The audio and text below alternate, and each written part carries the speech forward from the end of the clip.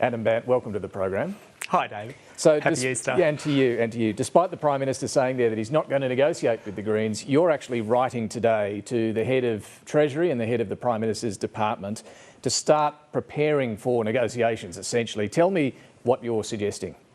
Well, before every election, the officials prepare a red book and a blue book in the case of either side winning. I think this election, the red book and blue book are going to be pretty light reading, more pamphlets rather than detailed policy prescriptions in this battle of the band-aids that we've been seeing. But look, we've got a third of the country, less than a third of the country voting for the government, a bit more than a third voting for the opposition, and about a third is now voting for someone else. And with the experts saying we're heading for a minority parliament, every chance of that, we're saying that let's, given that we know that the departments are looking at things like negative gearing and capital gains tax, let's do the work now to put some of those, get the policy work done so that we can put some of those ideas on the table and have a discussion about them in the early days of the next parliament. I think you've suggested this should be called a green book, but to be fair, it would also, I assume, have to include the ideas of Bob Katter, Di Lee, Helen Haynes, Rebecca Sharkey, One Nation. Would it be a multicoloured book?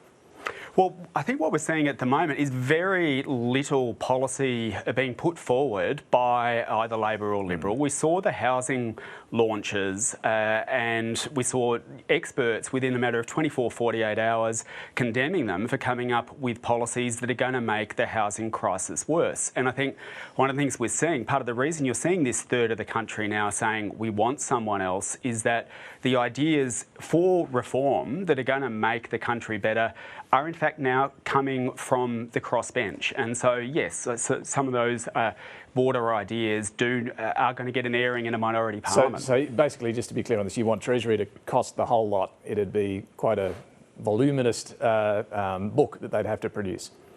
Well, look, we're going to this election with a social democratic platform, and it's a broad social democratic platform, one I think that Whitlam would be proud of. It stands in stark contrast to the tinkering around the edges from the others. We're putting forward a suite of policy options funded by making the big corporations pay their fair share of tax, but we have identified some priorities, and one of those is the one that you mentioned, and that's what we're asking them to look at. Let's have a look at negative gearing now.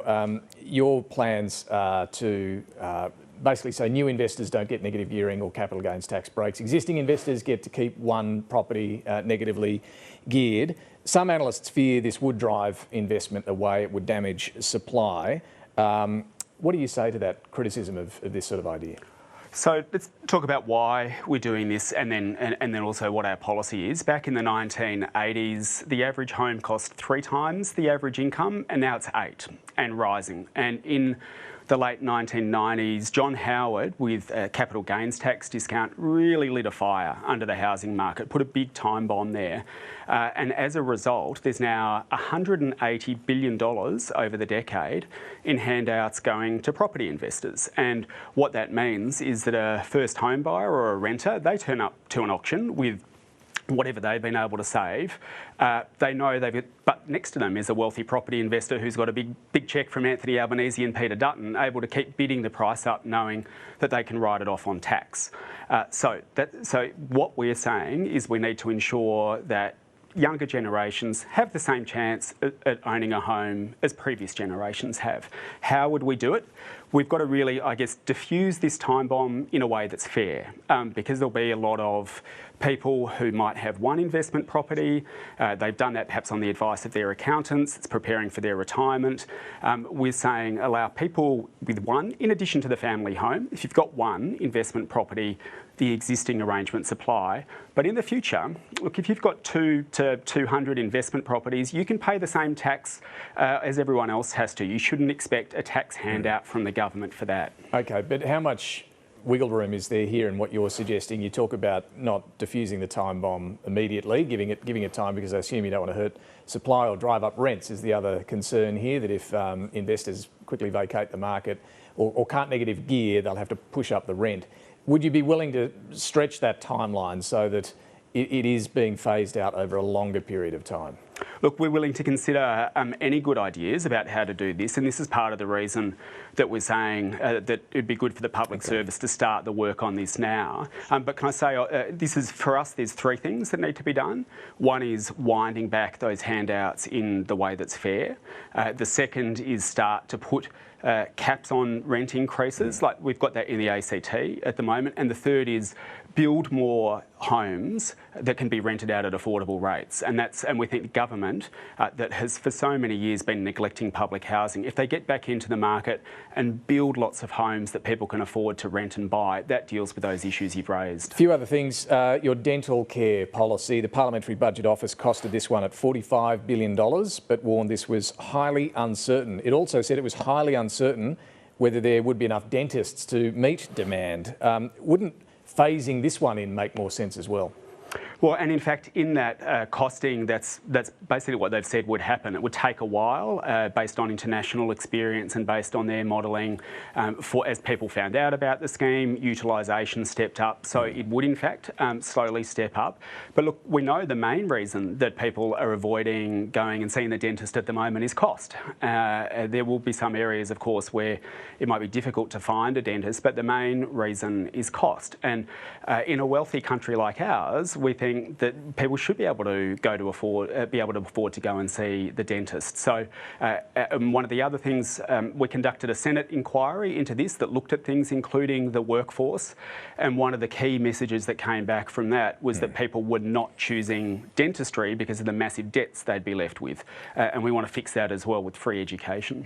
I wanted to ask you on gas. Do you welcome Peter Dutton's plan for an East Coast gas reservation? Well, it's a pretty astounding admission from Peter Dutton, finally accepting that Australia does not have a gas shortage. Like, Australia is awash with the stuff. And what we know is we send about 4 times as much overseas as is used domestically. A lot of that goes tax-free. They don't even pay for the gas in the first place. But there's a much simpler solution than what Peter Dutton's proposing, which is just stop big corporations like Santos from dipping into the domestic market to fulfil future contracts. Do that, and you don't need to open up new gas fields, which is what Peter Dutton wants to do. You reserve enough here while we make the transition out of gas and into renewables, because Peter Dutton's plan is actually really a fig leaf for fast-tracking new coal and gas projects and opening up new gas mines, and we don't agree with that. Nonetheless, it would see more of that export gas kept in Australia, wouldn't it? We're talking 50 to 100 petajoules. Wouldn't that be something you'd support? Well, our approach is this. At the moment, the big corporations are dipping into what's available to households and businesses to the tune of about 22 petajoules just for overseas contracts. That amount is going to rise to over 200 petajoules over the next few years. So we're just saying, like, don't raid households and businesses just because you want to sell it overseas tax-free at enormous prices. Stop doing that. We don't need to open up new gas mines as Peter Dutton and Anthony Albanese want to do. I want to ask you, Adam Bandt, about your approach to this campaign. We've seen you wandering around with a big toothbrush. We've seen you with a big novelty check. We've seen you DJing a couple of nights ago at a nightclub there in Melbourne. The tone seems to be from the Greens a lot more fun than we had last year from the Greens, where you were going hard at Labor over housing, but also over Gaza. You were accusing the Prime Minister constantly of being complicit in genocide. We don't hear a lot from the Greens in this campaign about the Gaza issue, even though the war is ongoing. Why have you shifted gears? Lots of things in that question, David. But look, at the moment, a lot of people are disengaged from politics. And when you look at this battle of the Band-Aid, the contest between the timid and the terrible at the moment, you can understand why. Like, they're not trying to tackle the big issues people are facing. They come out with a housing policy and the experts say it's going to make it worse. But I'm just coming to your campaign, if we can. Sorry. Yeah, the question's about your campaign and why you're not really talking about Gaza and accusing the Prime Minister of the things you were last year. Is it because of that Queensland election result towards the end of the year where the Greens did have a disappointing night? No, it's not. And to say two things. One is that because a lot of people are at the moment turning away from the major parties, we make no apologies for taking efforts to go and get people's attention. And if that involves going to a nightclub with a big toothbrush to advance our push to get dental into Medicare, then I'm happy to do it, because a lot of people don't see politicians tackling the big issues. In terms of those other issues that you're talking about, Gaza. The Greens. Well, we've been very, very clear. Like, we were clear at the time that we cannot be supporting an invasion of an area half the size of Canberra with 2 million people walled into it with nowhere to go. If you do that, it is going to lead to a slaughter. It gives me absolutely no pleasure at all that over the course of the last year, the things that we've been saying would happen have happened. We've got Amnesty International now saying it is a genocide. We've seen the ceasefire now ended. We take a simple proposition on this, David. Like, we condemned the attacks on October 7 and have called for the hostages to be released, but we also don't think children should be killed by a very sophisticated and well-armed I understand your position on that. I'm just curious that you're not laying as much blame at the feet of the Australian government, of Anthony Albanese, as you were last year. Did you overreach on this last year, and have you had to shift course? No, and if you have a look now, you see with the situation getting potentially even worse, people are crying out for our government to do something. Like, the Australian government was very outspoken, including with our support, when Russia invaded the Ukraine, and we did things. We took steps to put pressure on that to stop. And the Australian government is not putting any pressure on this, on the extremist Netanyahu government for this slaughter to stop. And we're arguing very simply that Israelis and Palestinians both should have equal rights to live in peace and justice, and have their rights to self-determination respected. I think others would point out the relationship between the Australian government and Israel has been damaged somewhat. Just finally on this one, do you think Australia is complicit in genocide? I think Australia's engaging in a two-way arms trade with Israel. You've got now arrest warrants that we've got. Well, no, they don't. There's the Bombay doors, those parts that are being made in the F-35s are made here in Australia. You have a look at the government's language, and it's very, very careful language. Look, we're just saying you've dropped the line about being complicit in genocide. Look, David, you've got Amnesty International saying that a genocide is occurring.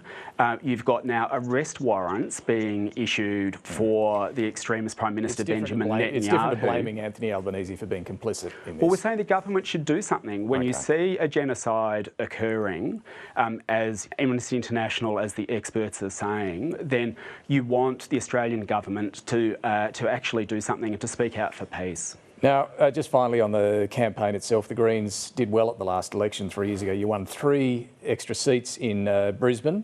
There's a lot of focus on them and whether you'll be able to hold them. Labor's very confident, for example, they're going to pick up Brisbane. How confident are you that you'll be able to hold all 3 of those seats?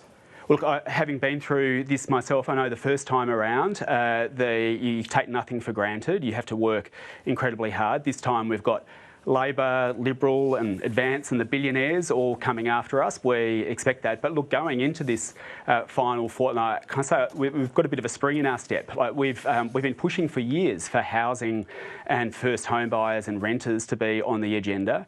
Now it is, and you see from the experts that what the major parties are offering is going to make the housing crisis worse. I think at the moment the feeling that we're getting on the doors, which is being matched by the commentary about the policies, is that people understand we can't keep voting for the same 2 parties and expecting a different result. They're going to make things worse. Our challenge at the moment, I guess, over these last 2 weeks is to get our policies in front of people, because we know that when we do, we put things like dental into Medicare, making childcare free, ending native forest logging, fixing the housing crisis. People like it and they agree with us. Adam Bandt, thanks for joining us this morning. Thanks, David.